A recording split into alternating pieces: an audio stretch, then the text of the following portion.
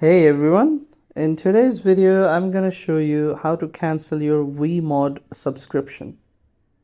So let's get started. First, go to the Wemod official website and make sure you're signed in to your account. Navigate to the billing page and click Cancel Subscription. Alternatively, you can cancel from the Wemod app.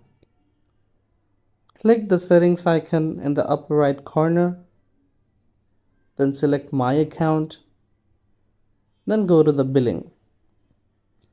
Click View Plan Details and finally click Cancel Subscription.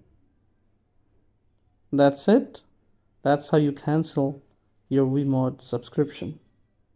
Thanks for watching this video. If you found this helpful, don't forget to like and subscribe to our channel.